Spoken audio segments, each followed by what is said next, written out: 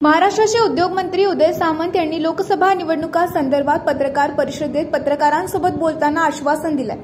पत्रकार परिषदेत बोलताना ते म्हणाले, विदर्भातील 10 खासदारांच्या जागा महायुतीचेच नेते जिंकून येतील। पुढे पत्रकारांना संबोधताना उद्योगमंत्री उदय सामंत यांनी सांगितले की काल दिवसभर रामटेक आणि विदर्भ मतदारसंघाचा आढावा घेताना असा निष्कर्ष निघाला आहे की येत्या लोकसभा निवडणुकीत महायुतीचे नेते फार मोठ्या मतांनी विजयी होऊन येतील।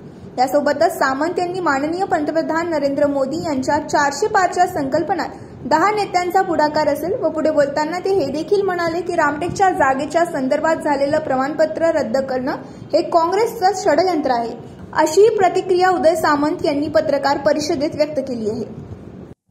काल दिवसभर रामटेक आणि विशेषतः विदर्भातल्या सगळ्याच मतदारसंघाचा आढावा घेतल्यानंतर एक लक्षात आलं की विदर्भामध्ये ज्या 10 खासदारकीच्या जागा आहेत या 10च्या 10 जागा या महायुतीच्या निवडून येतील अशा पद्धतीचं चित्र संपूर्ण विदर्भामध्ये आहे।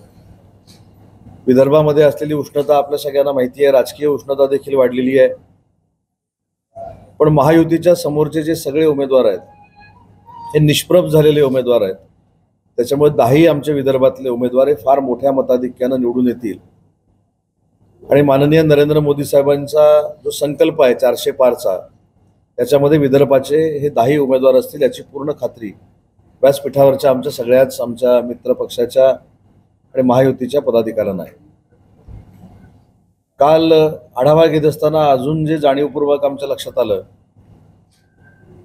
की रामटेकच्या जागेच्या संदर्भामध्ये प्रमाणपत्र जे रद्द झालेलं आहे महायुतीच्या समोरच्या उमेदवाराचं, काल पूर्ण त्या मतदारसंघाचा दौरा केल्यानंतर एक लक्षात आलं की हे पूर्णतः काँग्रेसनं केलेलं षडयंत्र आहे।